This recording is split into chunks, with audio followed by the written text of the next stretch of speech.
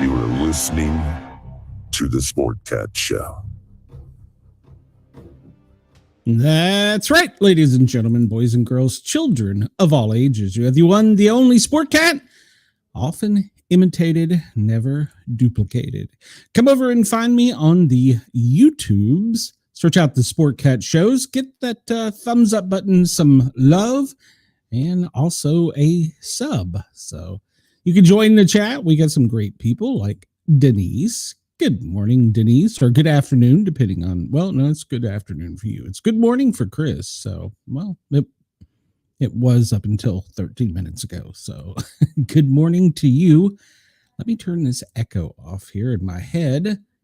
That'll make it somewhat better. All right, how's that? So I hope everybody's having a great day. It is Friday. It just can't come quick enough. Holy cow. I am so ready for Friday. I am actually sick and tired of being sick and tired. It seems like I'm always tired, and I'm just over it. So, all right, well, we're going to start off. It is currently 1:14 on the East Coast, where I am in New York City area. And, well, good morning to you if you're in Denver. Good morning in Chicago. No, it's good afternoon in Chicago. Good morning in Los Angeles. Good morning in Anchorage, and good morning in Honolulu. And for our friends overseas, it's 1:14 in the morning a.m. in Perth, Usula. It's 1:59. It's kind of odd seeing that. In Darwin, it's 2:44. In Sydney, 3:14. Lord Howe, 3:44. Well, if you're in Bermuda, which we should all be in Bermuda, singing a Beach Boys song, it's 2:14 in the afternoon. Oh, Chris says, I have no complaints today. Not that I didn't disagree with Ross at all. He had no sound. The only thing I heard when I went into Ross's studio was heterodyne, which is like a feedback loop on the radio. And I was like, what is he doing? So, but yeah. So, but I don't know. We're here, we're live, and hopefully they can get it figured out in Australia. If not, I'm sure they will replay this. So it'll be overnight there. I think they replay this overnight on Dare Talk Radio. I'll have to look at the exact schedule if anybody's interested. And I do encourage everybody, go over sometime and check out some of Radio X's station. They got a country, they got an oldies, they got a rock station, which is Radio X. And what else do they have? I think they have a classic. They have all kinds of channels besides for just talk and rock. So go check them out sometime if you want to hear some new music. It's not the K-pop, which people are trying to talk me into listening to. I might try listening to it. I don't know. So, all right, well, let's go back in history. Let's go back to 1526, the Battle of Mohawks. In a decisive battle, the kingdom of Hungary is conquered by the Ottoman Empire, led by Suleiman the Magnificent. I wonder if he really was magnificent. 1825, Portugal recognizes the independence of its former colony, Brazil. 1842, the UK and China signed the Treaty of Nanking, ending the First Opium War. That's not a good thing to have a battle over, is opium. 1862, the Second Battle of Bull Run. It begins in Manassas, Virginia, leading to a leading to a Confederate victory in the U.S. Civil War. 1949, the Soviet Union secretly performs its first successful nuclear weapons test at the Semipalatinsk site in Kazakhstan. That's Afghanistan, isn't it? In 2005, Hurricane Katrina. Ooh, that was a time in history in the U.S. Makes its landfall third as a Category 3 hurricane, devastating much of the Gulf Coast from Louisiana to the Florida Panhandle, killing more than 1,836 people, costing $115 billion in damage. If my daughter's listening, she'll remember this well, because the weekend before this, I had just dropped her off at college in Pensacola. She was going to Pensacola Junior College. And then she was going to go to, what was it, University of Central Florida? I don't know. It was another college right there in Pensacola. And as I was getting ready to leave, they were starting to talk about the hurricane was going to make a turn and come in and do this and that. And we were like, oh, well, maybe we just got her apartment. We just got her furniture. We just got everything set up. We'd stocked her freezer, her refrigerator. And I was like, well, Tiffany, I'm going to leave. And from what I'm hearing, I won't be able to come back. And I was like, choice is yours. Do you want to stay or do you want to come back? And I'll bring you back in a week or so when it all clears. She's like, nah, it'll probably be okay. It wasn't. She stayed. And then by the time she decided to bail, it was too late. All the roads were closed coming in. You could only go out. So she rode it out. My wife has some family in Pensacola. She rode it out on their farm, and it was a crazy few weeks there. 1967, the final TV episode of The Fugitive, starring David Jansen, is watched by 78 million people. 1958, Cliff Richard and the Drifters released their debut single, Move It, credited as the first British rock and roll song. I have to go back and listen to that one. I don't recall that one. 1882, Australia beats England by 7 runs in a match dubbed the Death of English Cricket, as Australian fast bowler Fred Spoofworth takes 14-90, 7 of 46 and 7 of 44. Wow, interesting. All right, I have still yet to watch a complete cricket game and try and make sense of it. So maybe, Chris, is that a sport you understand? Because I'll be honest, I don't. 1533, the last Inca emperor is executed. Chris's note to self: never let Glenn help me move anywhere near an ocean. Yeah, that's probably true. Probably true. And I was a firefighter paramedic. I should have been paying attention to the weather, but didn't work on it. So, cricket is okay. I'm not sure what you're saying. No, I guess he's saying no, he doesn't watch cricket. So, okay. Let's see. The last emperor of the Inca is executed by conquistador Francisco Pizarro. The leader was known for being brave and ambitious, and he had recently led his forces to victory in a civil war against his half-brother over control of the empire.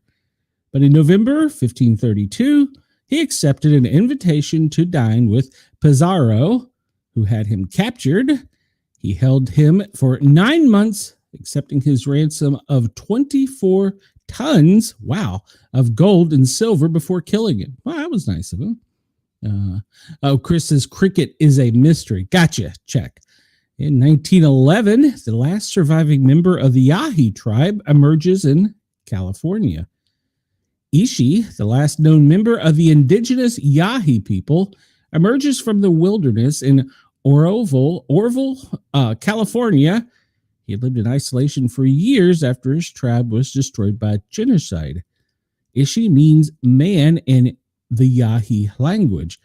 He was given the name because his people's tradition demanded that he could not speak his own name until introduced by another Yahi. Since he was the last remaining tribe member, however, he died without ever revealing his true name. It's sad. 1939, the Louvre begins moving art out of the museum. In Paris, France begins moving art pieces out of the museum to keep incoming Nazi forces from taking or destroying them. Supported by the Monuments Men, an allied civilian art rescue operation, they successfully prevented Nazis from getting their hands on some of the world's most priceless art. 1956. Denise says, how what, Denise? How being a firefighter paramedic, did I do that? I don't know. It could have been my wife's doing, huh? 1956, Gigi Allen is born. Punk rock legend Gigi Allen is born in New Hampshire, known for his intense music and performance. Gigi Allen is one of the most shocking hardcore punk artists of all times. After growing up in a strict and abusive religious home, he sought to rebel. He initially looked to cross-dressing music and drugs to fulfill his needs. Later in life, his music career began taking off, and he gained a reputation as a madman on stage, often fighting audience members, defecating and pouring blood all over himself. Man, we thought Ozzy was wild.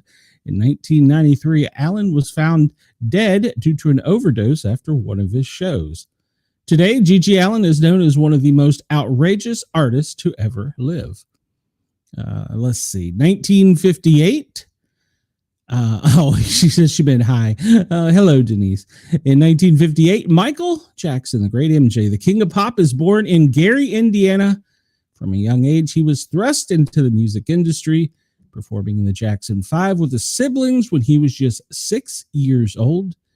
He went on to become one of the most famous and successful musical artists in history. Later life was marked by numerous controversies, including accusations of sexually abusing children. He died in 2009 after suffering from cardiac arrest, which is caused by a lethal combination of drugs. And we talked about Katrina, so enough about it. My daughter remembers it. I should text her and wish her a good day. Just to get yelled at. All right, so I think I'm going to keep this piece for a bit because it seemed to work yesterday. Except this wasn't the one. Damn it. This isn't the one. I was so far behind this morning. I was trying to get the right one. I thought this was the one. No, I guess this wasn't. Last word. I don't know where I found. Man, I lost that one from yesterday. I like to do, and because it told the number of days in the year and February 3rd, 2023. Was this it? Yes, this was it. Andrew McNeil, the almanac for 29 August 2025. So today is the 241st day of 2025 and the 71st day of summer. Today in history, in 1949, the Soviet Union conducted its first atomic bomb test. 1957, Democrat Senator Strom Thurmond of South Carolina, concluded his over 24-hour-long filibuster against the Civil Rights Act of 1957. We forget that, don't we? He's still a senator, right? In 1991, the Parliament of the Soviet Union suspended all Communist Party activities. 2005, Cat 3 storm came into New Orleans. We know about that. Today's birthday, John Locke, he's a philosopher. Oliver Wendell Holmes Sr., an author. Ingrid Bergman, she was an actress. Charlie Parker, musician. Richard Attenborough, filmmaker. William Friedkin, film director. John McCain, well, he was a senator. Elliot Gould, an actor. Joel Schumer, a film director. G.G. Allin, singer-songwriter. I was the punk rock guy. MJ, know who he is. Michael Jackson. Lee Michelle, actress. Liam Payne, the singer-songwriter. Today's fact, Senator Strom Thurmond's 1957 filibuster against civil rights remains the longest one-man filibuster in history. It lasted 24 hours, 18 minutes, and opened with Thurmond reading the voting laws of all 48 states. God, that was boring. Today in sports, 1977, the St. Louis Cardinals left fielder Lou Brock stole 2 bases to match then break Ty Cobb's record for career stolen bases, which had stood at 892 bases for 49 years.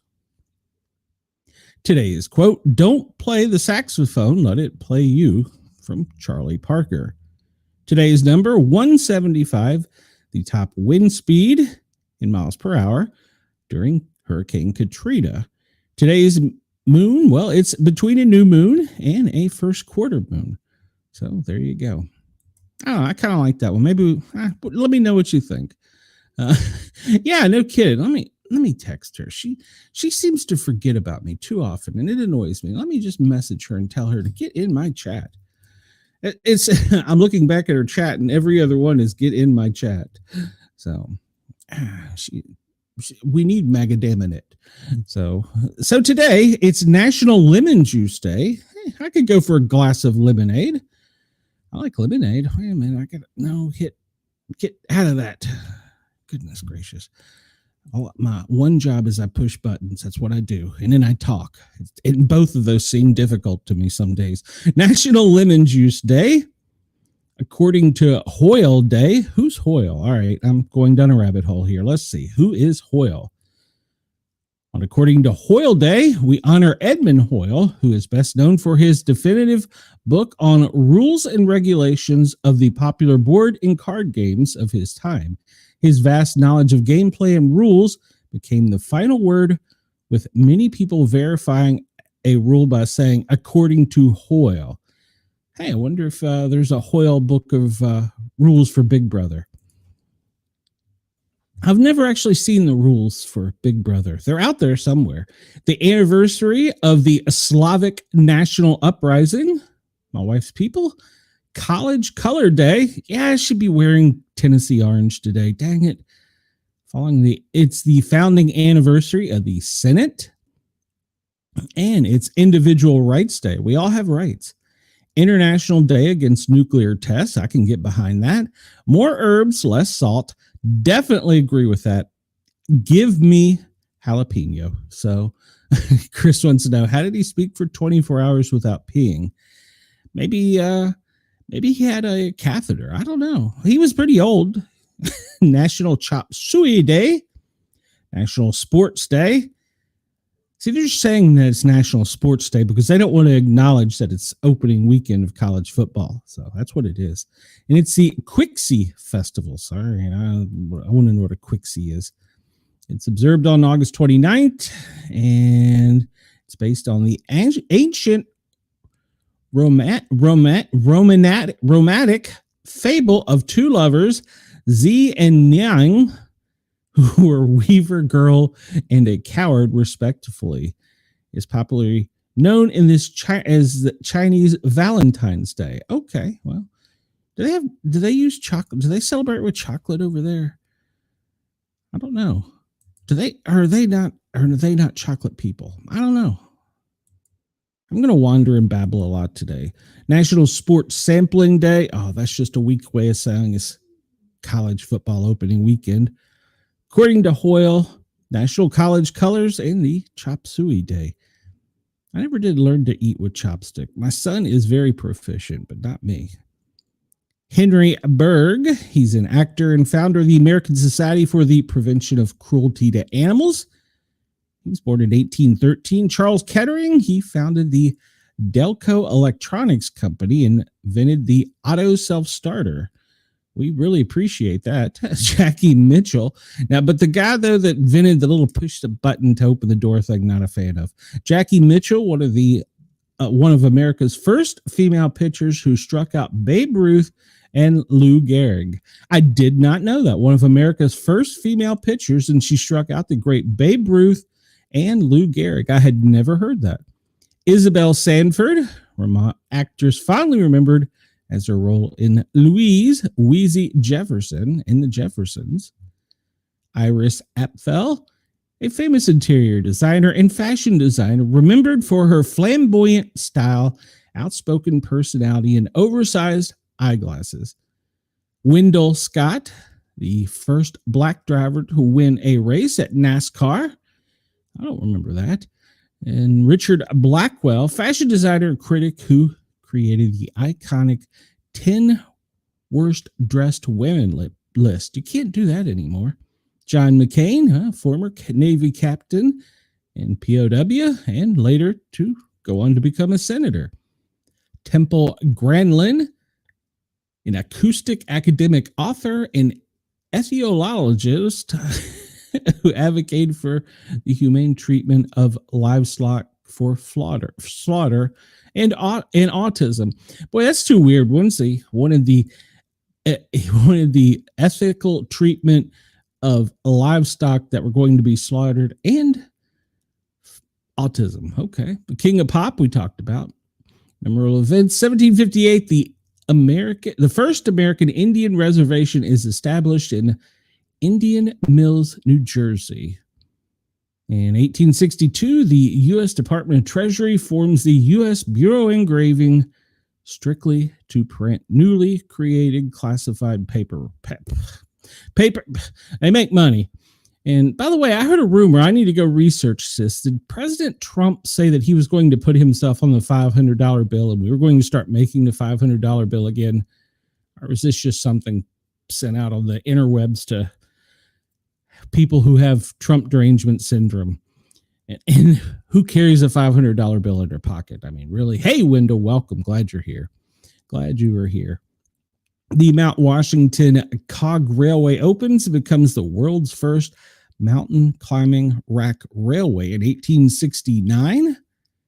1885, the first heavyweight title fight is held between John Sullivan and Dominic McCaffrey. Chop suey is supposedly invented in New York City by the chef of visiting Chinese diplomat Li Hongzhang. 1898, the Goodyear Tire Company is founded in Akron. 1916, Congress creates the U.S. Naval Reserve. 1958, the U.S. Air Force Academy opens in Colorado. 1997, Mark Randolph and Reed Hastings found Netflix as an internet DVD rental service. Can you even do that anymore? 2003, Skype, which is now Microsoft, releases their video conferencing software. All right, let's move onward and upwards. And we'll just jump into some strange news right off the top of the bat here. Wendell, where were you? Customers tried to kidnap a bikini barista. Your takeout order from one of those Sexpresso coffee stands does not include a complimentary bikini-clad barista. No, that costs you much more money. A 19-year-old Washington State man is facing a kidnapping charge for allegedly trying to pull a female out of the drive-thru window of the Ladybug Bikini Espresso stand and into his vehicle. Investigators allege that Ezekiel Guerrero drove into the 24-hour coffee shop earlier this month and placed a 2:15 order with the female worker on duty. The business is located in the Lakewood suburb of Tacoma. While preparing Guerrero's drink, the victim said he exchanged small talk with the customer, who was wearing a blue hat and a Los Angeles Dodgers jersey and a designer jeans. The woman said she handed Guerrero a clipboard with a receipt that needed his signature. When he partially extended the clipboard back to the barista, she reached out to accept it. That is when Guerrero allegedly grabbed the victim by the arm and attempted to pull her through the window towards his car. The woman told cops she had braced her legs against a counter, which kept her from being pulled out of the drive-thru window. The victim was able to shut the window while the patron fled the area. When police interviewed the barista, she was frantic and appeared genuinely frightened and had red marks on her wrist, inner bicep, and shoulder. The incident was recorded by a security camera. Cops reported it showed that Guerrero violently seizes the barista by the arm, and the woman eventually breaks his grasp before tugging back and forth as she slid the window shut. Well, she didn't have the thing of coffee in her hand at that time. If she had, she should have just let it go. He paid for his drink with a MasterCard in his name. How stupid can you be? How stupid can you be?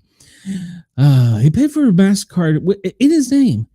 He confessed to detectives that he had been drinking alcohol and smoking marijuana before the incident and was, quote, fucked up. Well, that's pretty true. Claiming he did not intend to hurt her, he said that he had been feeling sad, angry, and isolated due to a recent relationship problem with his former girlfriend, and he went to the Ladybug stand to see a pretty girl. Investigators reported that he recognized that his behavior was impulsive, denied having any anger or hatred towards the woman in general, and maintained that his conduct did not reflect his character. Charges with attempted kidnapping in the first degree, a felony.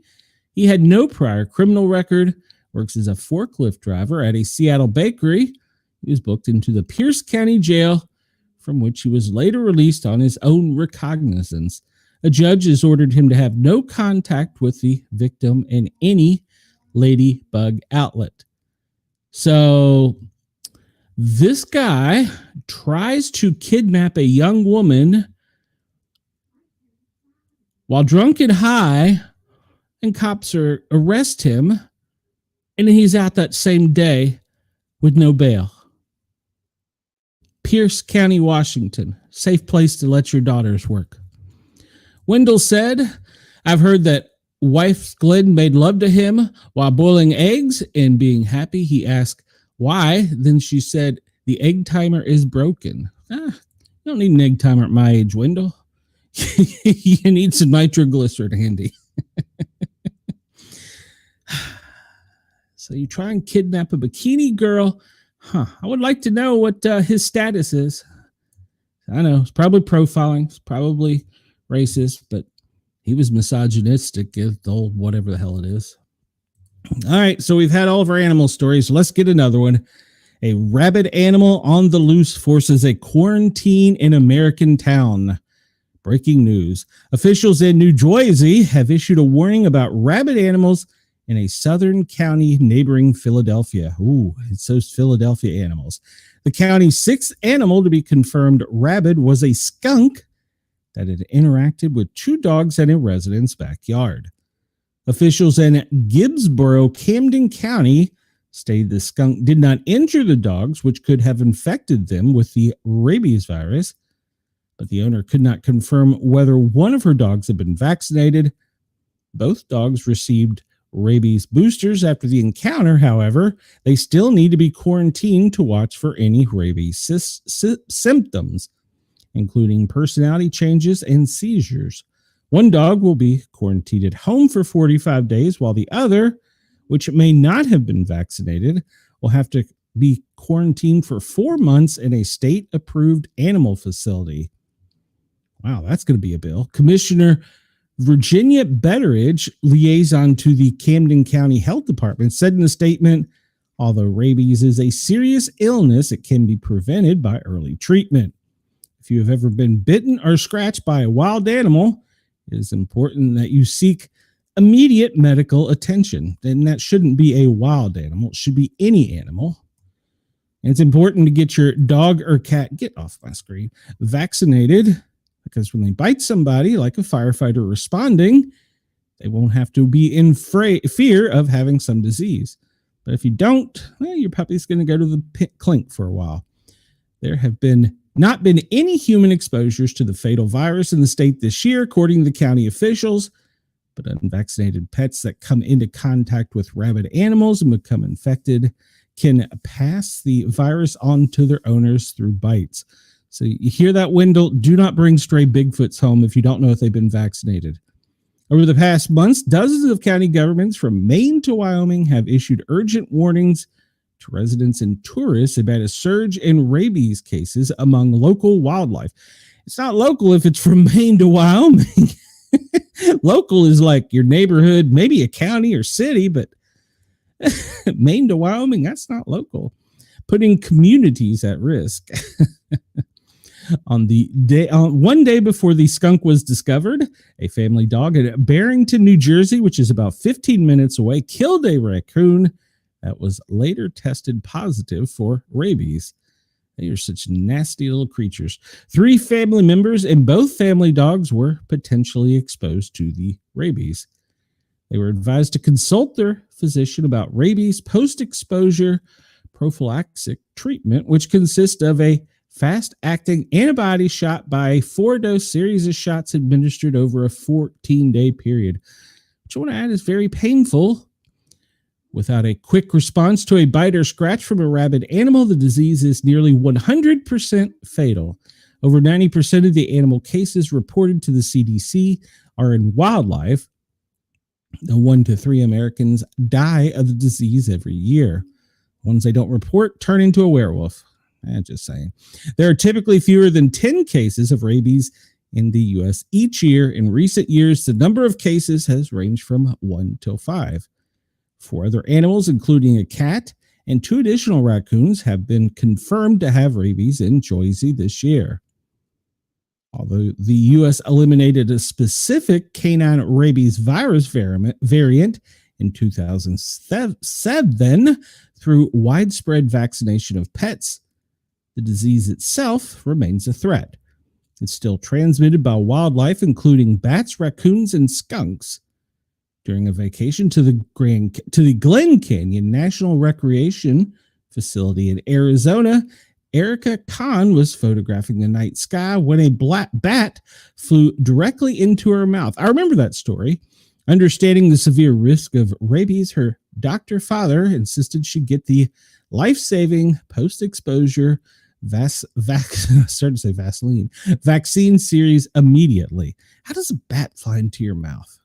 That's just crazy. So, apparently, it's not covered by health insurance. I should have made for workers' comp pay for it. But as she was between jobs and uninsured, Khan urgently purchased a private health insurance policy, believing she had secured coverage for the necessary medical treatment. She didn't know as soon as it started that the standard 30-day waiting period, because it was pre-existing. She was left responsible for $20,000 in medical bills for the rabies vaccination. The insured denied all of her claims.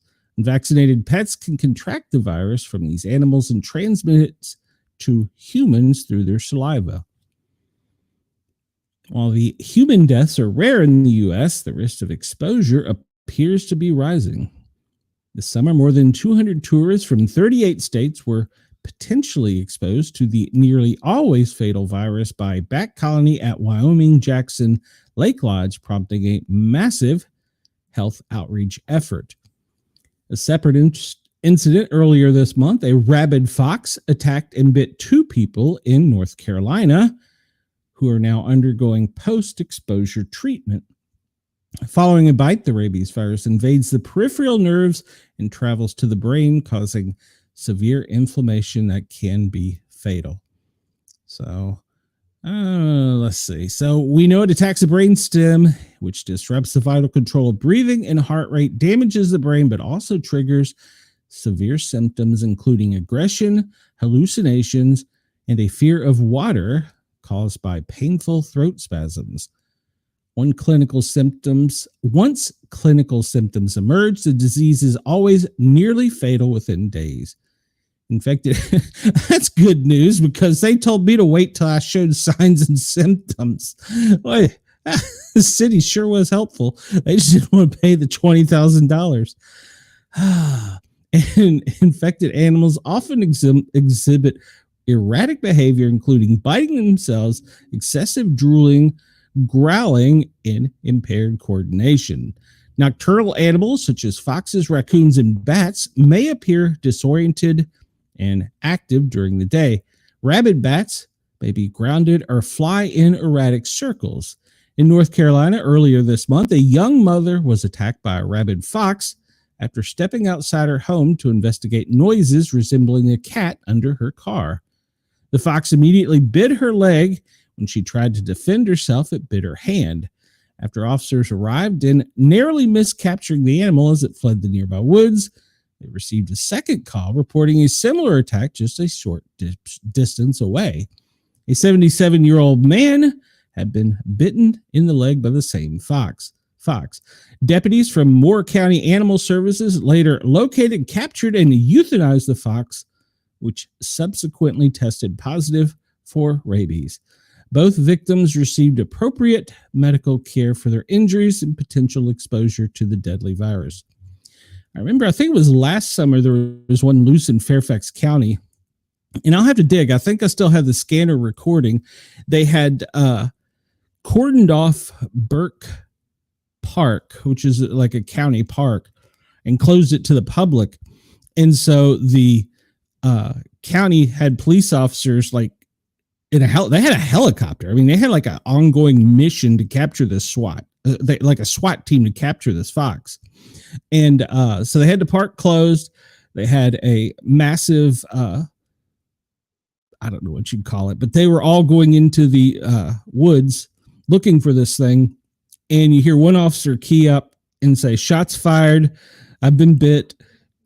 And they said his supervisor asked where he was. Of course, the helicopter was right overhead, so they found him real quick.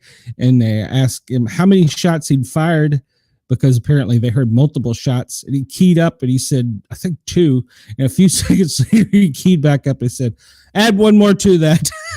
Apparently the thing got back up and was trying to be a zombie fox and attack him. So Wendell says, I wonder if any of those animals were in contact with any of the people I know up there. So that's probably where the animals got the rabies. It sounds like some of the people he knows. Poor fox. Well, 2 sheriff's deputies in Boone County were shot last night in Walton, Kentucky. Is Boone County in Walton, Kentucky? The suspect is dead. 2 Boone County deputies remain hospitalized after being shot in Walton, Kentucky on Thursday night, the Boone County Sheriff's Office said. Investigators said the suspected shooter, he apparently eliminated himself. That seems to be a trend. It happened at Town Creek Crossing Apartments on Service Road behind a Kroger's. Police were first called to the scene around 10 p.m. The sheriff's office said that the 2 deputies, both are in stable condition. One was shot in the chest and the other was shot in the leg. Deputies were called to the scene to initially serve an arrest warrant when the suspect opened fire. Police said the suspect died of a self-inflicted GSW at the scene after barricading himself inside. The suspect has not been identified. Residents of the apartment complex were evacuated, and nearby businesses were told to shelter in place around 1 a.m. Residents were able to begin to return to their home. SWAT members at the scene deployed gas canisters at the apartment complex, which residents could smell upon returning to their homes. Yeah. Both deputies were taken to the University of Cincinnati Medical Center, and 1 deputy underwent a brief surgery. Both deputies who were shot are men and are seasoned veterans of the department. This is something that they themselves and their families, that this is the worst nightmare type of situation, said Boone County Sheriff's Lieutenant Philip Rigel. Investigators said the suspect fired multiple rounds at deputies, and they don't believe the deputies fired back. The Boone County Sheriff's Office said the deputies were wearing bulletproof vests when the shooting occurred. It probably saved their life, or at least one of their lives. Wendell says, poor fox, go away, whatever you are, Twitch, TikTok viewer, what I don't, you're a scammer. All right. So I'm sure you've heard about this today because it seems though the media is freaking out. Media freaks out over normal Secret Service provision for Camilla. John Nance Garner once observed from personal experience that the office of vice president wasn't worth, quote, a bucket of warm spit. Reportedly, Garner used a different noun at the end of the quote. That has changed somewhat in recent decades. It at least gets you a decent book contract, not to mention a nice pension and a few months of security protection, and the two may go together nicely for a promotional tour. How can she do a book when she can't even speak comprehensive sentences? It is the few months that are the issue, however. Normally, former presidents get Secret Service protection for life paid for by taxpayers, although they can opt out of it. Former VPs, well, they only get 6 months of Secret Service protection after leaving office, unless the president acts to extend it. And that brings us to, well, today, when the media freaked out over the fact that Trump treating Kamala Harris like any other vice president, despite the machinations of the Joe Biden regency, well, it was revoked. President Trump, CBS reports President Trump has revoked former President Kamala Harris' Secret Service protection. Oh, the bad man. ABC, breaking news, President Trump has revoked Secret Service protection. BBC, Donald Trump cancels Secret Service protection arranged by Joe Biden. NBC News, President Trump revoked Secret Service protection. Man, none of these headlines give any hint of the context of the decision. Yeah, shocking. It appeared to be an arbitrary act by a political opponent looking for a cheap shot at retribution. Only the headline from the Associated Press offered a hint at the actual issue involved. Breaking, President Trump revoked Secret Service protection for the former Vice President Harris after Biden quietly extended it.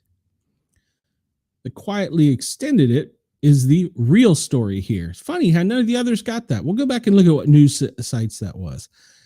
Former vice presidents typically get a federal government protection for 6 months after leaving office, while ex-presidents do so for life. But another person familiar with the matters says then President Joe Biden quietly signed a directive that had extended protection for Harris beyond the 6 months. Senior Trump official said an executive memorandum was issued Thursday to the Department of Homeland Security, ending Harris's security detail and security services. Those had been extended from 6 to 18 months by the Biden administration, so they would have ended in July of 2026, but now they will be terminated on Monday. So the story is actually that the Biden administration gave Harris a stealth extension of taxpayer-funded benefits to which she was not entitled. If Congress wants to extend those benefits to former VPs, then let Congress propose and pass those into statute as amendments to the pension system for the former presidents and vice presidents. Otherwise, Harris is no longer a public servant, and she can use her own resources for personal protection rather than sponge off the taxpayers. She was good at that for 4 years. Trump simply canceled the illegitimate extension and restored the normal post office benefit limitations to which all VPs are subjected. The protection racket media clearly wants to push another narrative. They want to paint Trump as a revenge-driven authoritarian using his authority to punish his political opponents. Oddly enough, after spending 4 years missing the real authoritarians in the White House, actually doing that to Trump and his allies, they wanted to do their jobs as reporters. They'd be asking questions as to why Biden or whoever ran the auto pen expanded those benefits in the first place. The PRM's mission isn't to report as much as is to amplify progressive elite propaganda messaging, and that's exactly what they attempted this morning again. And the editor commented on this when he published it. The mainstream media continues to deflect, gaslight, spin, and lie about President Trump, his administration, and conservative. There we go. So this website seems to be pretty good, and we'll probably start using it frequently. It is called Hot Air. So AP appears to be one of the only ones that you can trust, because there you have NBC, and there you have BBC, and there you have ABC, and you have CBS. So basically all the American media, ABC, NBC, CBS, and the British, and NBC and the British media. It doesn't show Fox. I would like to know what their headline was, but yeah, it was 4 months. And one of the headlines I read said that it was disintegrating her book signing tour. No, her book company can pay for it. So, and Wendell, I believe you're correct. He probably just signed it with a pile of other stuff and didn't really realize what he was signing. Well, it could have been an auto pen. So the Hot Air, that seems to be a pretty decent website. I've used them a couple times. I'm going to start using them more often because they show you the headlines from the other companies, and then they show you the facts. So there you go. I'm surprised I haven't been attacked in my chat. All right. So long-time listeners know what I'm talking about. Why is it not listening to me? Stop. Work. Okay. Well, it's not going to work. And I don't know why. All right. Well, we'll go on. Trump's DC force thwarts juvenile school shooter threat hoarding 7 weapons. Let me read that again. Trump's DC force thwarts juvenile school shooter threat hoarding 7 weapons. This was a juvenile who was a risk to not himself, but the community in Washington. Now, I wonder if we'll see this headline elsewhere. Federal authorities arrested a young person on Wednesday evening in Washington, D.C., who had threatened violence towards a school. White House Press Secretary Carolyn Leavitt revealed during Thursday's briefing. Following the briefing, a White House official shared data with the Daily Wire that clarified the juvenile was arrested in Ward 7 for threats to kidnap and injure, as well as receiving stolen property, possession of a large capacity feeding device, must be a big spoon, and unlawful possession of firearms and ammunition. Authorities executed a search warrant, so they did it legally, and recovered 7 firearms from this juvenile who was arrested after an investigation was initiated based on social media posts. Oh man, we can catch them sometimes, can't we? Social media posts allegedly threatening violence towards a school. But we missed it on the other guy in Minnesota. Wonder why that was. Chris, got any idea? Leavitt shared the news of arrest after being asked by Iris Tao, a White House reporter, to the new Tang Dynasty television about American parents who might be concerned for their children's safety after the Minneapolis shooting, which took place Wednesday morning around 8:30 a.m., when a transgendered identifying man named Robert Westman fired through the windows of the Annunciation Catholic Church in Minneapolis as students attended daily mass on their first day of school. I can't post on video images of bang sticks. I can't use certain words, but he had posted pictures of his weapons, his thoughts, his manifesto had been up for so long. The media found it before the police found it. Why? I wonder why. We totally understand the concerns of parents across the country, she responded. This tragedy is heartbreaking. As a parent myself, there are no words to describe the heartbreak that these families must be enduring, which is why President and First Lady have encouraged everyone to continue to pray for these families and these victims, and why this administration is focused on removing public safety threats from our community. And this was a juvenile who was a risk to him, not just himself, but the community here in Washington. And he was removed from the community last night because of the law enforcement efforts of this administration. The press secretary also pointed to the statement that First Lady Melania Trump put on Wednesday, saying that the tragic mass killing in Minnesota illuminates the need for preemptive intervention in identifying school shooters. Early warning signs are often evident with many individuals exhibiting concerning behaviors and making violent threats online prior to their actions. We encourage all Americans, as the old saying goes, if you see something, say something, Leavitt emphasized. If you see warning signs or threats, report to law enforcement. That doesn't make sense. If you see something, say something. If you see warning signs or threats, report it to law enforcement. This administration, federal law enforcement, will be taking these reports seriously. They will be treated as a law enforcement emergency, and we will act accordingly. The arrest of the juvenile Wednesday night in D.C. was one of 105 that night, including 32 illegal aliens. That brings the total number of arrests in Washington, D.C. to 1,283 since August 7th, when President Trump enforcement efforts began. Authorities arrested a known Sir 13 gang member Wednesday evening, and many other illegal alien arrested had prior criminal histories for assault, battery on a family member, driving under the influence, fleeing detention, and injuring officers upon recapture. Other Wednesday night arrests were for assault on a federal officer, assault with the attempt to rob, possession with the intent to distribute, theft carrying a pistol without a license, domestic violence, assault with a dangerous weapon, and more. Authorities also located a missing child and turned that child over to local authorities, the White House official shared to the Daily Wire. So they found a child at risk as well and saved it. Good for them. Good for them. It's a bad thing, right? It's a bad thing. Will you do it now? Yeah, there you go. I don't know.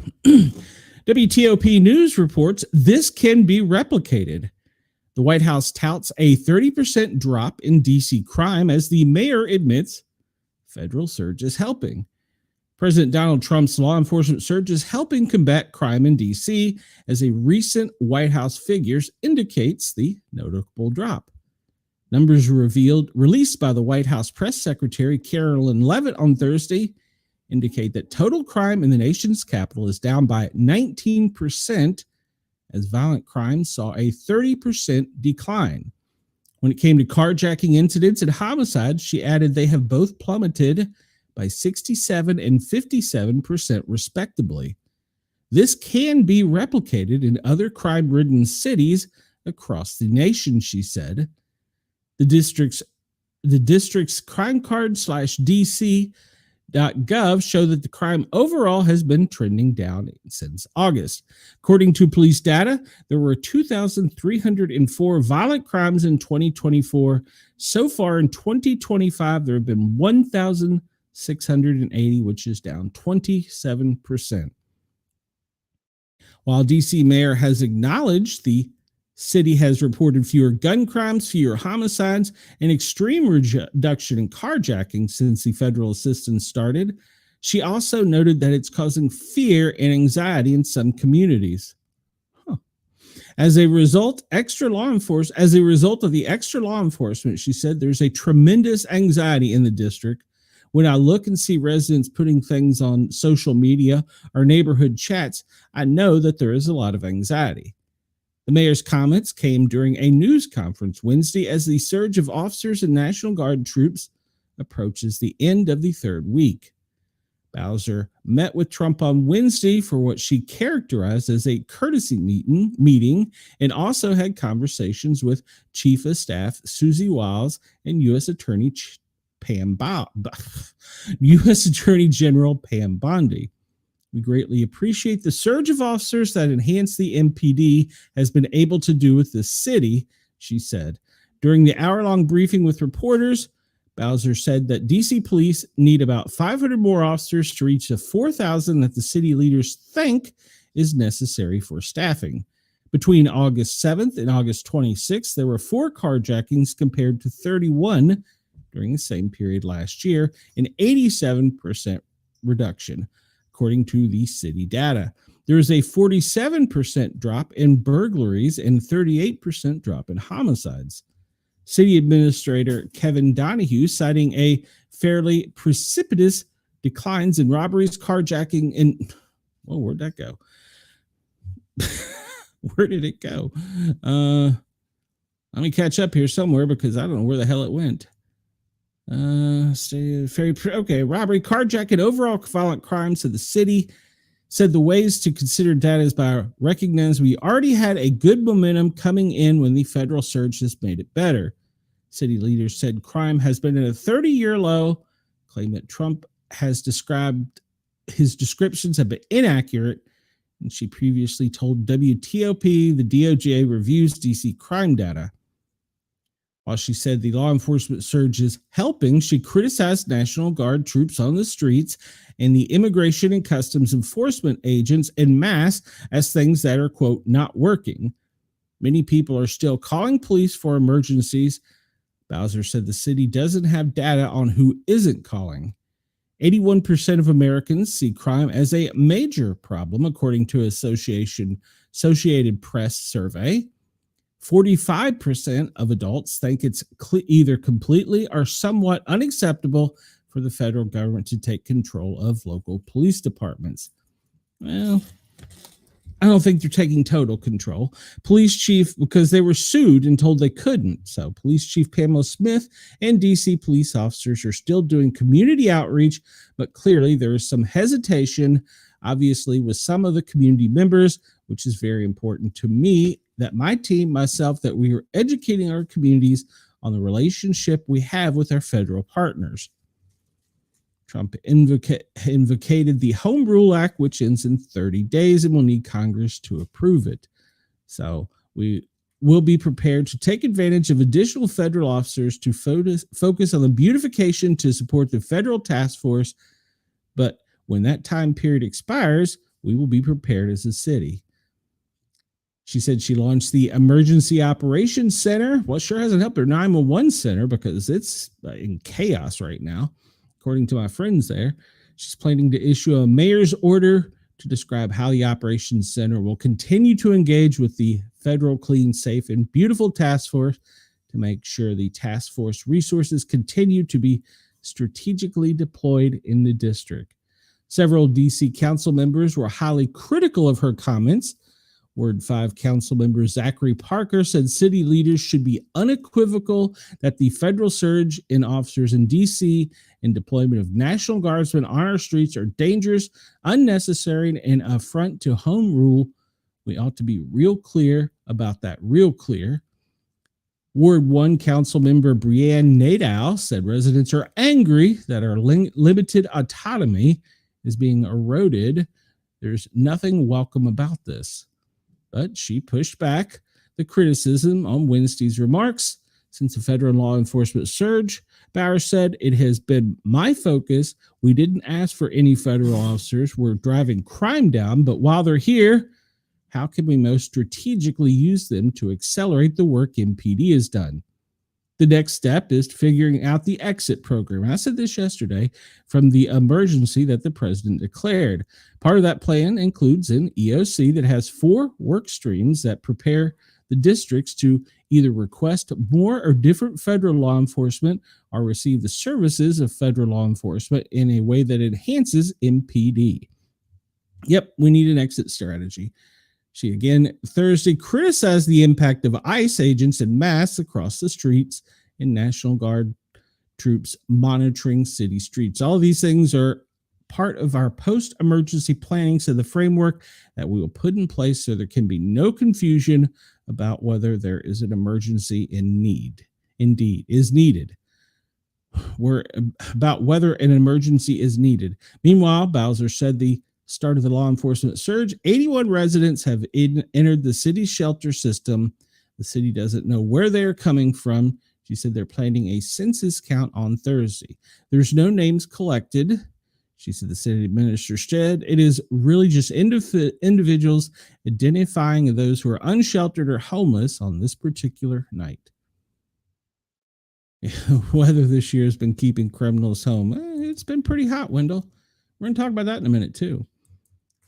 Trump administration in talks to House ICE agents at Naval Station in Great Lakes. Could National Guard troops go there as well? Well, it could be going to great mistakes. The Trump administration has begun talks on housing ICE agents at a North Suburban naval base to support immigration law enforcement's efforts in Chicago. Despite reports, there is also a request to lodge National Guard troops there. Navy officials said that has not happened. The Department of Homeland Security has reached out to administration at Naval Station Great Lakes to talk about infrastructure and the logistical help for ICE staff to assist with immigration efforts in the Chicago area. The Chicago Sun-Times reported on Wednesday that the 1,600-acre naval base there also has been approached by the potential to use National Guard soldiers as part of President Trump's plans to send troops to Chicago. A spokesperson for the naval base said they have not received any official requests to support the National Guard. City leaders in North Chicago, which neighbors the naval station, say they are also not aware of any troop deployment there. Governor Pritzker said he's read the reports that the National Guard mobilization has been discussed, but his office has not received any direct communication from the Trump administration. We've received no calls from the White House, from the federal government, from anybody who might be in charge of some sort of troop movement.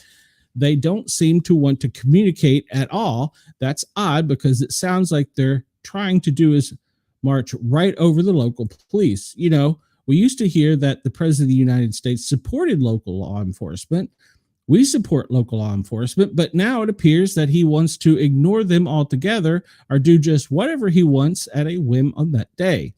With no official word yet from the White House about the president's suggestion he could deploy National Guard in Chicago as part of his plan to crack down on crime, Pritzker, who has vehemently opposed sending troops to Chicago, said no communication and no mobilization is good news for now.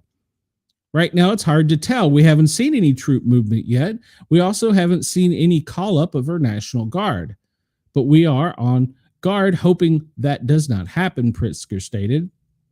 On Thursday, Mayor Brandon Johnson will brief members of the city council on how the city would handle a National Guard deployment if it happens. So far, Alderman Anthony Napolinato is the first and only city council member to publicly support bringing in the National Guard. Even if the president were to send the National Guard, those troops would not have the power to make arrests or act as a police substitute, and most likely be working near federal buildings or in tandem with federal agents from ICE to the U.S. Marshal to the FBI, similar to how they're being deployed in Los Angeles and Washington, D.C. At Federal Plaza in downtown Chicago on Wednesday, Latino leaders and immigrant rights groups stood together to say sending troops to Chicago would serve only to intimidate Chicagoans. Did I say that right? Chicagoans, and create fear, not safety. Chicago is going to be clear to this president who tries to identify ways to be able to silence us, to silence dissent, but the attacks on Chicago and Illinois are not all about safety and security. We know that. They're about trying to terrorize the resistance. Really? Really? Peace and safety? That's terrorizing you? Wow. You're all for it, though. Well, never mind. State lawmakers and immigrant rights advocates said the president's plan is less about crime and more about control. What worries me is the most chilling effect that it would have on our streets, especially our immigrant families, said Illinois State Representative Norma Hernandez. But one prominent Chicagoan disagreed. Businessman and frequent mayoral candidate Willie Wilson, who lost his son to gun violence 15 years ago on Wednesday, urged the president to deploy the National Guard in Chicago. We have tried everything else. It has not worked, he said. I don't agree with everything the president does. Let me be clear. I don't want to agree with everything the Democrats do. Let me be clear. But this one, he has 100% of my support. Don't reject help to anybody that can save lives. Hello? Yes. Despite the fact that National Guard troops could not serve as law enforcement capacity, Wilson said bringing them in is worth a shot, arguing while crime is down, progress has not been sufficient. There you go. All right. And in a weird headline, I got this one. It was sent across. 2 firefighters arrested by Border Patrol at Washington's Bear Gulch Fire. This occurred the other day. U.S. Border Patrol agents arrested 2 firefighters working on the Bear Gulch Fire on Washington's Olympic Peninsula Wednesday, accusing them of being in the U.S. illegally. U.S. Customs and Borders officials said in a statement Thursday that the 2 men were arrested after several discrepancies emerged as officials verified the identities of contracted workers at the fire. Immigration officials said that one of the men had previously received an order of removal. Neither federal nor state officials have publicly named the men. David Bueno Diaz is a crew boss leading one of the few freelancer teams combating the Bear Gulch Fire and witnessed the arrest. He said the lead fire management team sent workers out to cut wood Wednesday morning, and once they were finished, the division lead was going to meet them out there and see what other tasks they could do. Instead, they were met with Border Patrol to inspect the crews. The previous seasons were never like this, but I know the world's changing, Diaz says. This was not a good way to experience this, but now we know what to expect in the future. The teams he worked with are composed of visa workers from Mexico and U.S. citizens, including members of the Confederate Tribes of Umatilla Indian Reservation in Oregon. Everybody works, no matter what ethnicity you are We're all here for the same thing. We're all here to help the communities out, help the forest, and just protect and serve, he said. The arrest filed an employment verification requested by the Bureau of Land Management, according to a statement from U.S. Customs and Border Patrol. The Bureau of Land Management was terminating the contracts of two companies working on the fire, ASI Arden Solution and Table Rock Forestry. In a statement Thursday, Senator Patty Murray slammed the arrest as unnecessary and demanded immediate answers. Wow. As to why the men were arrested on the job and what immigration enforcement policy is during active wildfires. Here in the Pacific Northwest, wildfires can and have burned entire towns to the ground, she wrote. We count on our brave firefighters who put their lives on the line to keep our community safe. This new Republican policy to detain firefighters on the job is as moral as it is dangerous. Boy, that's an overreach with that statement. Detain firefighters on the job. Okay, well, let's first be clear. They were contract workers. They weren't firefighters. They were firefighters in title, but they were not technically firefighters. After the arrests were first reported by the Seattle Times, Washington Governor Bob Ferguson posted to social media that he was deeply concerned about the situation involving two individuals helping to fight fires in Washington state and had directed his team to get more information. Okay, I'm not worded wrong. Rachel Lipsky, a public information officer from the Western Washington Type 3 Incident Management Team, said the group is aware of a Border Patrol operation at the Bear Gulch fire, but it's not interfering with efforts to contain the fire. The wildfire started July 6th on the north side of Lake Cushman near Mount Rose in Olympia National Forest. As of Wednesday, the blaze has 13% contained and has burned a total of 8,960 acres, according to a press release from the incident management team. The exact cause of the fire remains under investigation, but firefighters know it was human-caused. Eco-terrorists. Immigration enforcement at the site of a wildfire response is unusual. During the 2021 wildfire season, Department of Homeland Guidance stated that absence exigent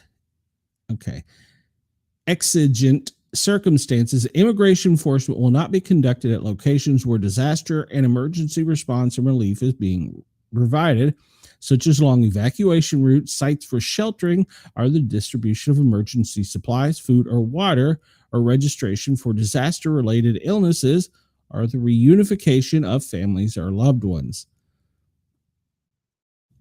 They've requested updates to see if they can get more information, but it could be something as simple as a paperwork error to where they were here illegally, because it sounds like one had already been told to leave. And apparently he didn't. So, all right, map and list of cities hosting nationwide anti-Trump protests on Labor Day. We got a couple of these. I'm not going to highlight them all. Just want to point out that they're everywhere. I mean, we have Montgomery, Alabama, all the way down through Atlanta, shocker.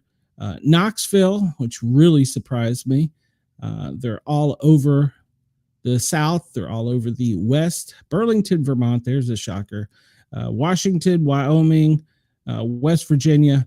You can go see these. I'll pull up a couple maps, but you can see this one on the Mayday Strong website and see how many. There's 900 protests in 50 states. That's just this one site. I'm going to show you.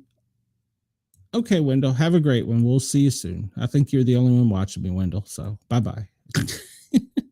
Have a good weekend, Wendell. We see that this is just from one site, Mayday Strong website. We will go over here and see there's another website called Mobilize that has even more. And you can go see them on their website, depending on where you live, or if you want to go to another website. So there's really more than that. You can go to Find a Protest, and there are hundreds of them. Thank you, Denise. I figured you were. I'm just being funny to Wendell.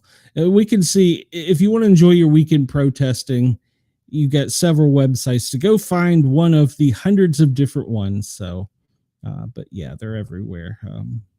Even down in my Key West. What? Oh, they're on Key Largo. They're not on Key West. Well, let's see. They might be on Key West. Marathon. Workers over billionaires. Monday, September 1st. All right. Well, what are they going to protest? May Day Strong. This is one of the May Day Strong ones. They want to defeat the orange rat, or defeat the orange rot. They want to defeat the orange rot that threatens our country. All right. They're going to rise up to oppose, depose, and take back the reins of government from the pretenders who sit in Washington, D.C. and across the country, degrading people, places, and laws. We will rally against the disgusting regime with our voices and our signs and our wills. This is a long battle that we intend to win.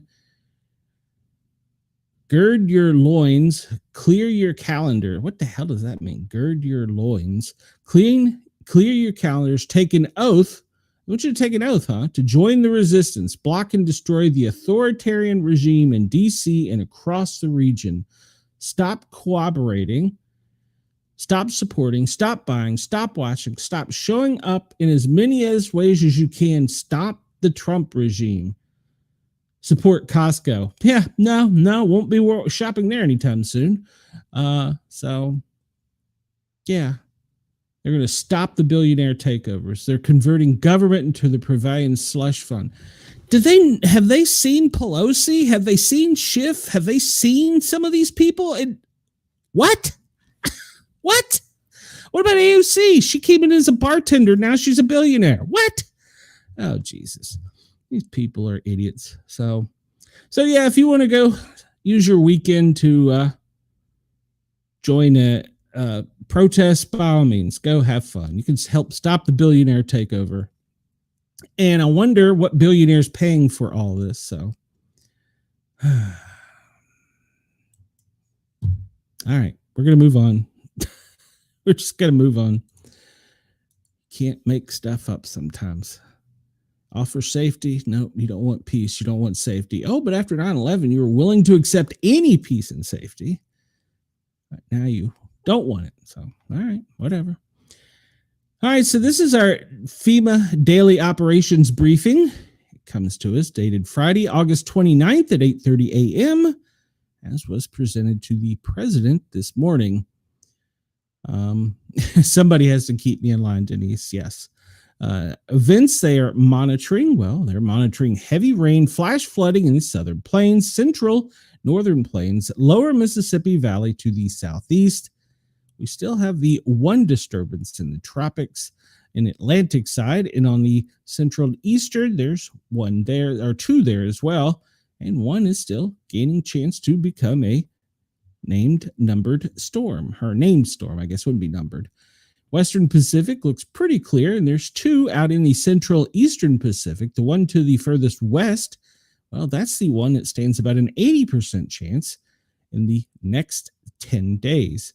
And then the Atlantic, well, there's one out there, but it's way out off of the coast of Alaska, and currently it is only at a 30% chance to develop.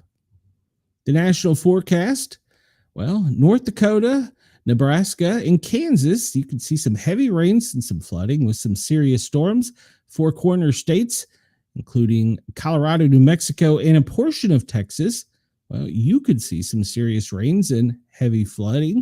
Of course, extended lightning and storms with that as well. Now down in the Gulf of America, almost all the Gulf states, Texas, Louisiana, Mississippi, Alabama, and Florida in the Panhandle can anticipate some heavy rain and storming today.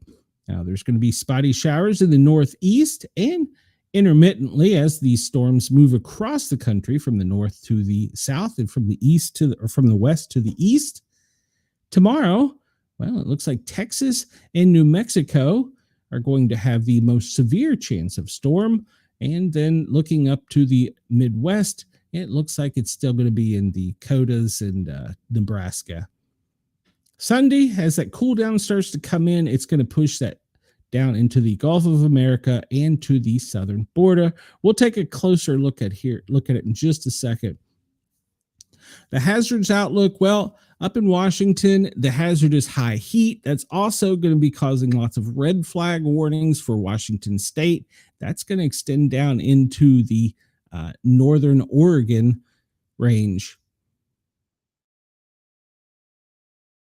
We see there's going to be heavy rain pretty much in the New Mexico, Texas area of the border in southwest,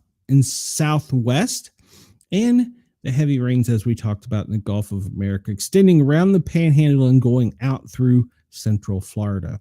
Alaska, well, you want to be involved in this as well. You can anticipate some heavy rains as well if you're listening. Wildfire summary, well, they've made 6% on the Jefferson Duchess fire in Oregon. It's now 13% contained. And the Windy Rock fire in Montana has 0% containment. We'll look at fires here in just a minute. The major heat risk in the West is going to amplify the red flag warnings. So they're working out there, and they're going to be working with the heavy rains associated with the floods and flooding down into the South. So they have 17 joint field offices, 58 major disasters with 7 emergency declarations. We're still repopulating and doing 12 direct housing missions with 9 supported disasters. That means they're getting multi-teams in, and 6 joint recovery offices. So you can go, if you want to break down all the numbers and go over what and when and which ones, you can go to FEMA and look at the exact breakdown. So, all right, as we always do, let's look at the president's daily schedule, and let's refresh this to make sure nothing's changed. But it appears that there are no public events on schedule today. And let's look back in time from yesterday. And it doesn't appear anything changed yesterday. They called the lid at 6 o'clock last night. I'm not sure of what executive orders the president signed. But let's hop over here to WRC and see if they got anything for us, because they always tell us. All right, so live updates. Fed's Cook makes her case in court. Trump ends Harris protection. He didn't end it. Her time was up. Let's be clear, WRC. You are NBC4. You're in Washington. You should know this. So the independence of the Federal Reserve could be decided by a court battle over Trump's attempt to remove Lisa Cook as one of its governors. The Trump administration tapped Jim O'Neill, a deputy of Robert F. Kennedy's Jr., to lead the Centers for Disease Control and Prevention after the president fired the CDC director, Susan Menarez. Her firing prompted at least 4 other top CDC officials to leave. I'm not going to go into that story in depth, but the 4 employees that left, just go take a look at them. The one scientist that had the most tenure, the most education, we'll say, was a devout Satanist and liked to extend his theology onto his coworkers. He was one of the other 3. You can go look and do your homework and see what great people they were. So here's my suggestion to you. Bye.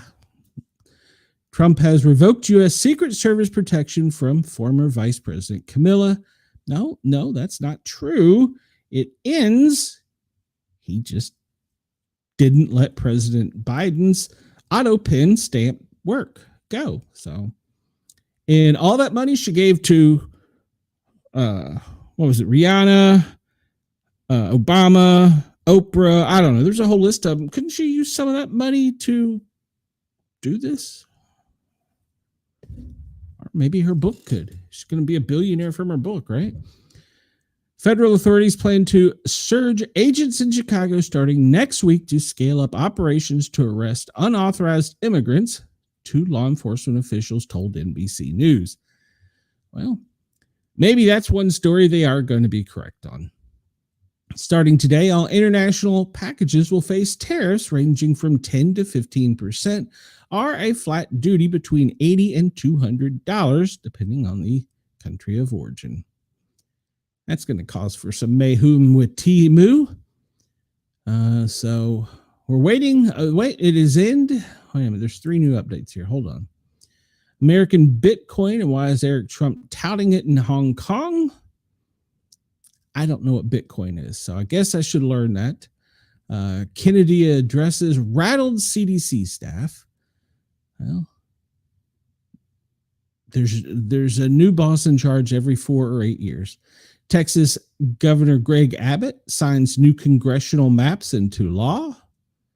And the Federal Reserve hearing ends with no ruling from a judge. All right, well, we'll see what that means. Cook asks the two sides to discuss whether she can preserve the status quo of keeping her in her role while she considers the merits of the legal fight. There were no clear timelines for when or if that could occur. Trump had lunch with Smithsonian Secretary amid push to influence museum content. Interesting photo they chose to use.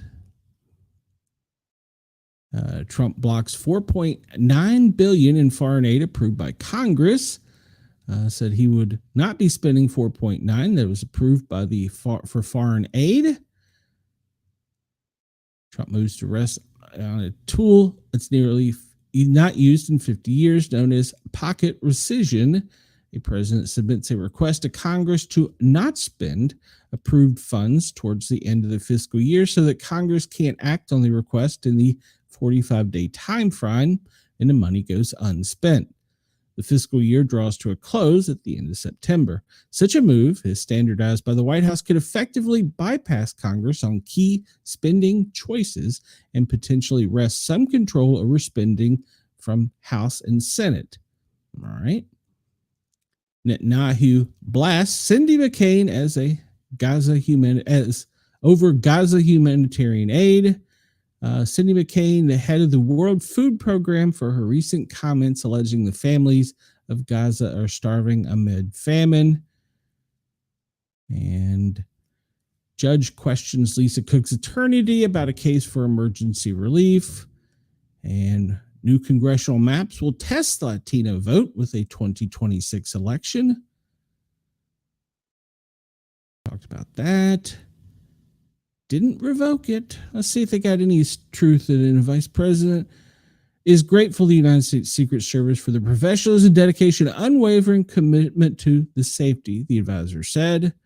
But the Trump revoked the Harris Secret Service detail, eyeing the vice presidents typically only get 6 months when they leave office.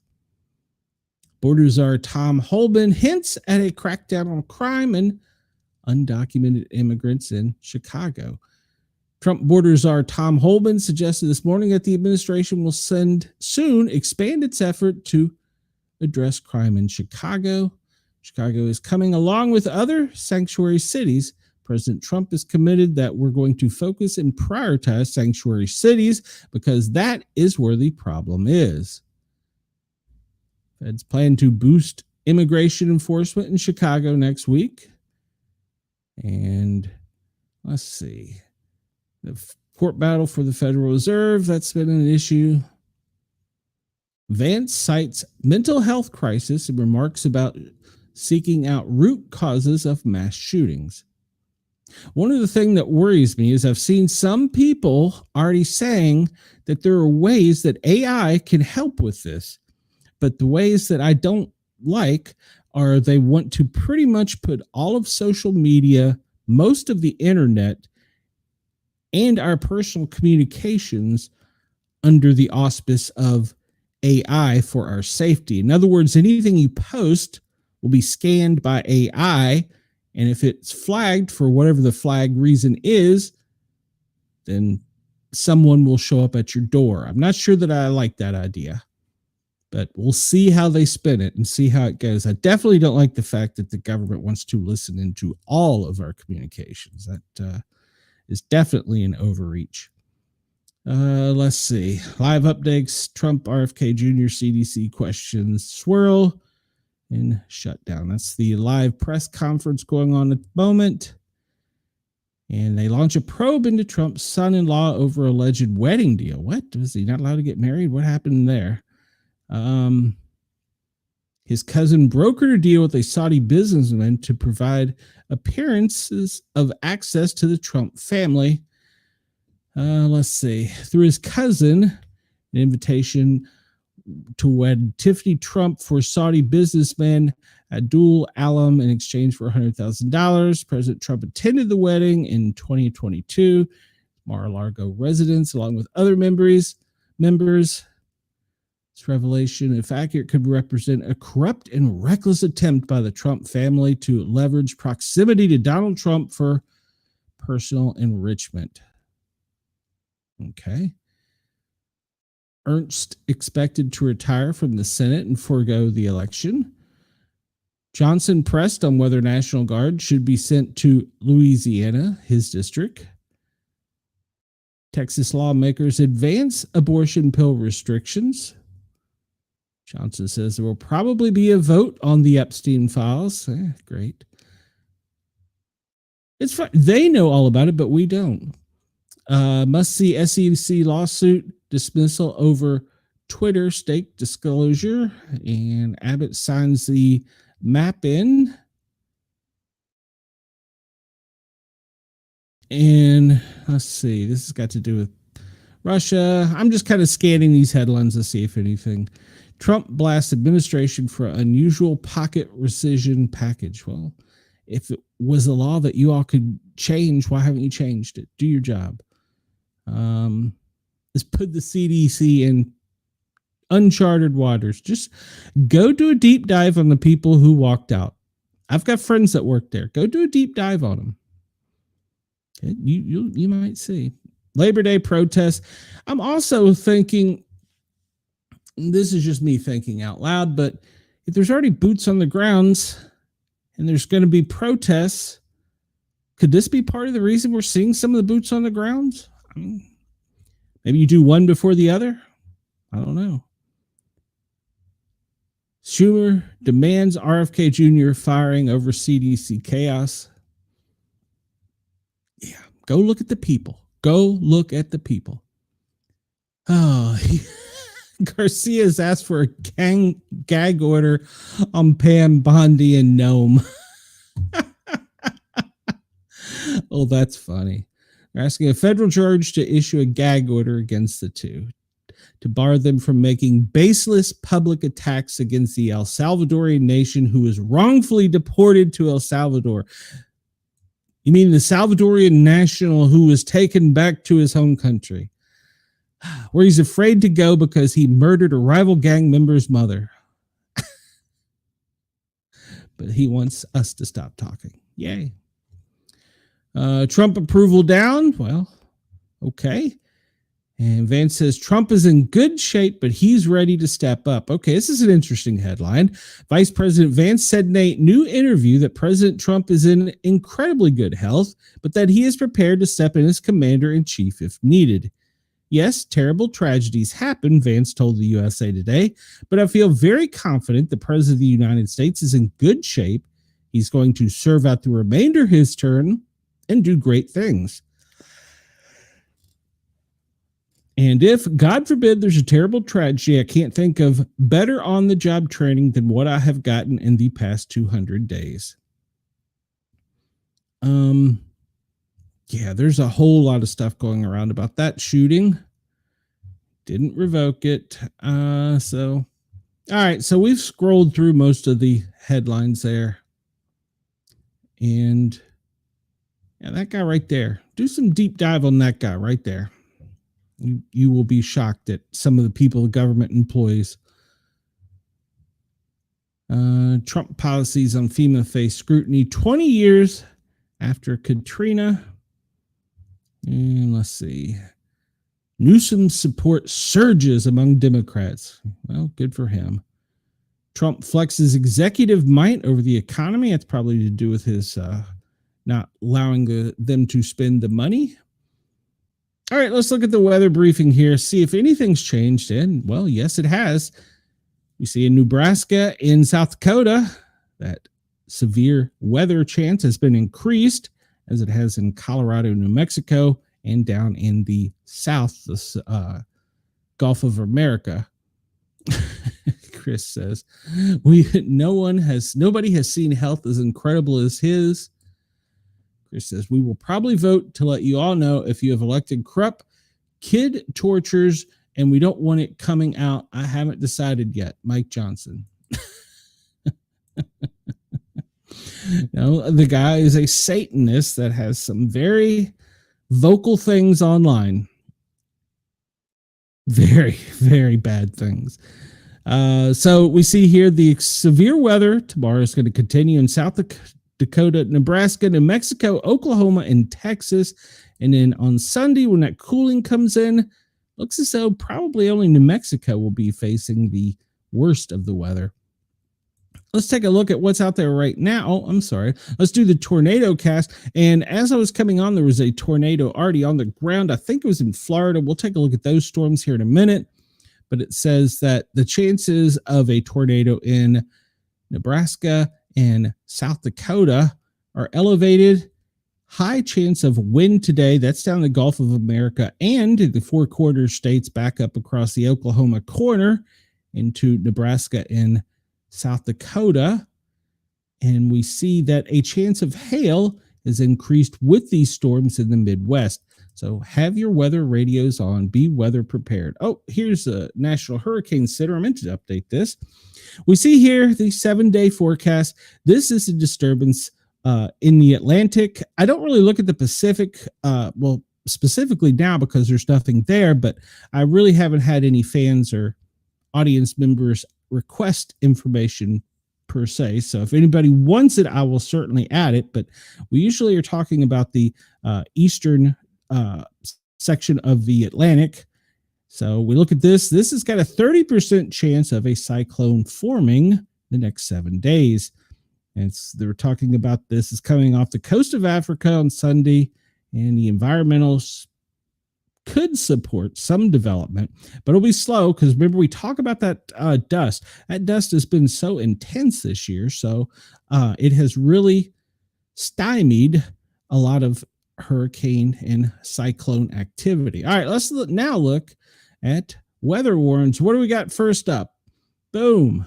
We have a text message from Montgomery County, Maryland. Let's see. Flood warnings in New Mexico and Arizona and Connecticut. Severe thunderstorms. Texas flood advisory. Oregon, your air quality is going to be horrible up there. Special weather statements. That's from the storms in Florida. Special weather statements from Maine. Frost advisory for Minnesota. That's probably for Michigan. That's probably the very northern tip, just a tip. New Mexico, well, that's mudslides, rock slides, that type of thing. And flood advisories for New Mexico, Louisiana, Arkansas, and let's see, keep going down. Flood watch in Oklahoma and Texas, Puerto Rico, and Iowa and Oklahoma, more flood warnings. Extreme heat in Puerto Rico and Georgia, South Carolina. Well, you're going to get some flood warnings and floods coming through from high rains later today. And I'm going to scroll down here to see if there's anything severe at the moment. Because when we went live, there was a a tornado on the ground, I believe, on the Atlantic coast of Florida. All right, I'm just seeing a lot of gale warnings and flood warnings. Flood advisory, mudslides in Alaska, rock slides, air quality in Idaho,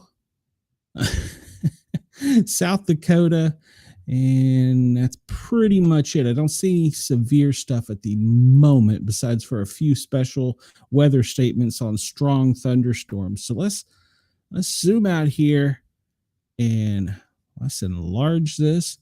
Let's look and see at the big picture. Let's start out west. Well, maybe not that out west. And we see that right now, the West Coast looks pretty good. Up in Idaho and far northern Washington, there's some bands of storms moving through, and actually that's going into Montana. That's extending over into South Dakota and down into Wisconsin. We see also Salt Lake City just to their east going into Denver. There's another band, as well as coming into Albuquerque, New Mexico. Be on the lookout there. Down in the Gulf of America, well, from Houston all the way around through the Panhandle and out on the east coast of Central Florida, there's a band. Let's zoom in and see what we got down here in Baton Rouge. Well, that's a kicker of a storm right there in Baton Rouge. So it's going to be moving slowly to the east. It's going to continue over into Mobile, into Pensacola, Panama City, Tallahassee, and then look for it to extend down into Gainesville as it goes out and across into Jacksonville. Southern Georgia, well, that band right there is going to be affecting you, and you will anticipate some flooding and heavy storms from it. And let's see here. Whoop, wrong way. Got to scroll the mouse the right way here. Huh? You people don't come here for fair and accurate news. You come here for me to screw up and do silly things so you can make fun of me. And I'm okay with that. So there's the test message in Maryland, if anybody's worried. In Montgomery County, Maryland, they test their weather service every few hours. So there you go. One of the safest areas in the country, probably. So I'm being silly. I don't know if they're the safest area. But they certainly do test their weather warning systems. And we see these storms. They're going to be extending across New York. It looks as though New York, you're out of the crossfire right now. It's going to be Connecticut, then Rhode Island, and into your north up into Boston, in Montpelier, Burlington. These are moving to the east, Concord, New Hampshire, out through Maine and over to Nova Scotia. But remember, the band has got some other ones behind it here. Oh, yeah, look there, Wisconsin. I'm sorry, Michigan. There's the frost advisory right up there, just the tip. Looks like it's giving us the finger out of the mitten, just the tip. All right, so that's where the most severe stuff is. Go back down to Florida. I didn't see any tornado warnings we had earlier. That special weather statement, that's, what is that? Outside of Gainesville, outside of Jacksonville, to the east of Tampa, between Tampa and Orlando. I don't see anything down there that's tornadic or any type of tornado warning like they had when we were coming on the air. Looks like down in Homestead, there's a pretty good little cell. All right, let's zoom out for a minute. Let's travel over to our east and down under and see what type of rain is happening in Australia at the moment. And right now, well, it looks like Melbourne's got a little thunder shower there. Yeah, it looks like to the east of Melbourne, they've got a pretty good little squall coming off of the water. So that's got some electrical activity to it. Otherwise, spotty showers to the north. Sydney, some spotty showers. And on the east coast around the Golden Coast there's some spotty showers. Up in Emerald, there's a small little cell up there. And up towards Catherine in Northern Territory, there's one little cell. Darwin, you've got just a little tiny thunderstorm up there. And what do we have over here on the west in Broome? Well, there's a small little storm there, but it doesn't appear to have much electrical activity to it. And this appears to be a small cell right there to the west of Onslow. So Exmouth. So, but it doesn't appear to have a lot of electrical activity to it. So that's good news. And we look up at Hong Kong, that tropical depression there, the monsoon, is moving into Thailand, and they're going to have some extreme flooding up in there. We can see that the electrical activity and the intensity of that storm is pretty kicking at the moment, and it's going to be making its way across across Thailand today.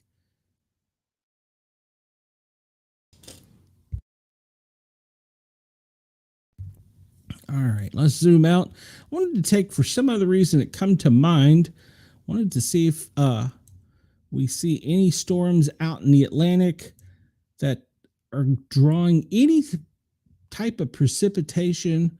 No, nothing. It looks pretty clear. I don't see anything out here. If you're planning a cruise for the weekend, the Atlantic looks pretty good, especially going south. So if you're going over to Bermuda, you might have some thunderstorms to deal with, but it's probably, if you got a cruise coming up, it's probably going to be good weather for you. So we can zoom in. Bermuda's got some storms around it, but none on the mainland. If you ever get a chance to go to Bermuda, it's a beautiful place to visit. So go check it out. Go check out their pink beaches. They're beautiful. But right now, you'll have some spotty showers if you're going to cruise out to Bermuda for a weekend holiday cruise. So, but it doesn't look like it'll be too bad. The Atlantic, now getting down towards the Caribbean, well, that's another story. It looks as though it's going to be very stormy around the Bahamas, Puerto Rico, and you can also anticipate extreme heat too. So if you're planning a cruise for the holiday weekend, be prepared for some extreme heat and some showers. It looks as though there's going to be some pretty good showers going to be going through the Caribbean. So if you're going to enjoy your holiday on a cruise there, I would advise taking sunscreen and, well, plenty of activities for the kids because you're going to have some rain. If you're going to cruise out on the west, well, you're going to probably have some pretty decent weather. I'm not sure how the gale warnings are if you're going up to do a cruise into Alaska. There's going to be some stuff up there. We'll look at the wind in a minute. I believe that's going to be a wind-driven storm right there affecting the Alaskan islands, causing all those gale watches. We'll check that out. Check and see what the speed of those winds are when we do, because that could be something to consider. Let's see. This is just the radar that we just pretty much did. This just shows this doesn't show the intensity. It just shows the amount of precipitation. So not much different. Let's switch because we're running out of time here. Ooh, we really are running out of time. Look at the lightning right now down in Houston and Baton Rouge. That's where the heaviest lightning is. Tallahassee to Jacksonville. And down around, if you're going to the Caribbeans this weekend on a holiday cruise, the Caribbeans is going to be rough sailing down in the Caribbeans and Turks. So if you do, just be prepared to stay inside and have something for the kids to do. Up from the northeast, from New York up through Boston, back over to Burlington, Vermont. That storm's got some kick to it. It's moving to the east slowly, though, so hopefully you won't have to deal with it for much longer. And let's look and see where the power outages are. No, nobody reporting more than 10,000. Texas, 8,848. Ohio, 8,118. Louisiana, that's probably due to the storms, 7,608. California, 7,299. Florida, 3,979. And over the weekend, space weather looks pretty good. A small storm, but nothing major space-wise. Look at temperatures real quick. Let's switch this to Fahrenheit. I'm going to have to get out of here soon because I'm running over time with the radio station, but take a quick look. Come on. Temperature. Fahrenheit is being slow today. Fahrenheit. All right. So we see, well, it looks like Houston 96, Phoenix 96. Those are the hot spots for the U.S. right now. Louisville 81, Chicago 67. That's a cool spot. Washington, D.C. 78, 82 Charlotte, 83 in Atlanta. It's definitely hotter than that here. And Boston 74. Up towards Burlington, well, it's kind of cool in the 60s. And since I'm not sure if we're connected to the Australian station or not, we'll just do a quick little temperature thing because I'm running out of time today, so I don't want to go over too much. Come on. And we'll see that it's actually cooler down in Australia, except for Darwin, where it's near 80 degrees. It's in the 60s and 50s. Brisbane, 50s, and Sydney. Melbourne, you're in the 40s. Adelaide, 46. Perth, 48. Port Hedland, 65. And here's the heat risk summary. We see that it's up here, as we talked about, in Washington State and Northern Oregon, heading back over towards Idaho. Lots of code orange there. Code yellow for pretty much everywhere from the Mississippi to the left, back to the west. And if you're in the deep south, it's a code yellow, except for down in Texas and Florida, where it's code orange and code red. This weekend's going to be a hot one. So make sure to have sunscreen, plenty of hydration, plenty of Mountain Dew, if that's your beverage of choice. We see it's a pretty wind-free day in the U.S., and notice the shift in the winds coming off of Africa, how they're moving now. They're going towards the East Coast in a westerly manner, but they're moving more to the south as they do so. So once again, that's helping us out some with directing any of those tropical disturbances. Let's go up here to Alaska and take a quick look at that and see what the wind speeds are up there. It looks like it's pretty quick. It's saying that 37 miles an hour. See, it really looks like it's larger than that. So look on the west side. Usually that's where it's 36. All right, so it looks like it's much more than that, 40s. All right, so anywhere that little tropical depression right there between Alaska and Russia has got some pretty decent wind to it in the, we'll just say 40s. Look down towards windy seas. If you're going out to Bermuda this weekend, well, it's going to be pretty windy going out into the Atlantic. Down in the Caribbean, it's going to be pretty windy down there. If you're cruising for the weekend, and we'll go over here to Australia, not Antarctica. In Australia, you can expect a very windy day with winds coming out of the south and moving to the east and west. So air quality conditions, well, we talked about it a little bit, but pretty much the west coast up in the northwest, up into Canada, down in the Gulf Coast, those are all pretty much code yellows. Houston, Florida, Alabama, Louisiana, Florida, the Panhandle, code yellow. And let's skip ahead and go over here to the air quality here. We're jumping ahead because I'm running out of time. And we see the dust is decreasing, but notice how those winds are pushing everything now down to the south. So hopefully that's going to continue to help us for the next couple days, and then the dust is easing up a little bit. So we'll keep an eye on that. And let's see. As far as today, it is a moderate day for seismic activity. Take that for what you want. And let's see, I was going to look at where'd it go? Did I delete it? No, I didn't delete it. Most recent earthquake, 5.5 2 hours ago in Japan, and 5.2, that was yesterday. So there's that. Looking real quick. I don't see that there's any movement as far as that's actually changed. Any temporary flight restrictions going to the north up into New York are down into Florida. So it looks like the president plans on staying in the Washington, D.C. area. I look for this to expand over to the west as he moves out to play golf over the weekend, which I'm sure he'll do. Marine traffic. I looked at this just basically today to see if there was going to be much traffic for cruise ships, and didn't really see anything where they were moving or having any disruptions. So that's always good news. And this is the one I wanted to get to. Look and see the flights. This is going to be the busiest flight weekend, they say, of the year. We already look and see. I don't know the exact number, but that's a lot of flights up, people heading in and out. As we always do, let's take a quick gander and see if there's anything going on. That looks to be a high flyer.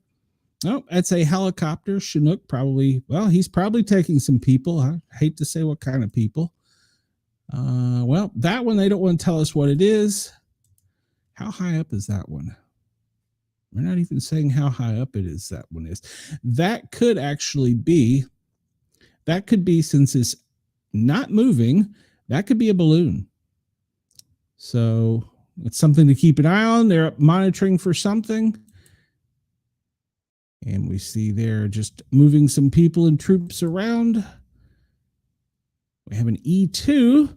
Well, that's picking up communications. And that's just moving people around. What is this one here? Did I look at this one? That's a C-17. And that's a dignitary of some sort.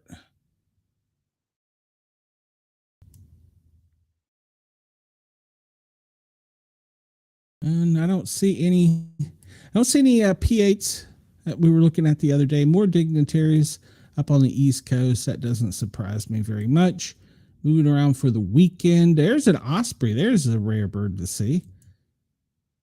And it doesn't say what that one is.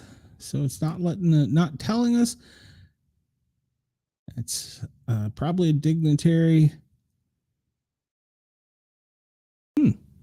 That's definitely moving some people around. Interesting.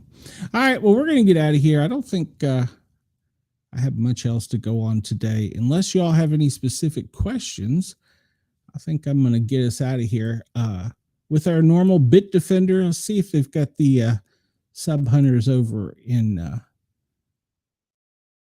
Europe. And I'm not seeing them. So there you go. But as always, these things will change throughout the day. And plus, they don't always tell you. So like there's another one. No, that's actually a plane. Disregard. They don't always tell you what when they're up in the air. So it doesn't look like there's many tankers up right now, which means there's not many fighter aircraft, which that's not really surprising considering the time of day. So, but at any rate, everybody have a great holiday weekend. As far as I know, I will be back here on Monday. I don't think Jurgs and I have any special arrangements for shows. So as far as I know, I will see you on Monday. Everybody have a great weekend. Sunday night, I will be back. We have the big chat. We're going to come up and talk about the TV show Big Brother. And if you're familiar with that, you know that we'll be talking about who won the head of house. I won't spoil any spoilers right now, but it's going to be a crazy, crazy week in that Big Brother house. So everybody have a great weekend. Stay hydrated. Take your sunscreen. If you go to a protest, make sure that you have some type of force multiplier or some type of pocket protection. Everybody have a great weekend. I will talk to you soon. Sportcat, well, I am out of here. Talk to you soon.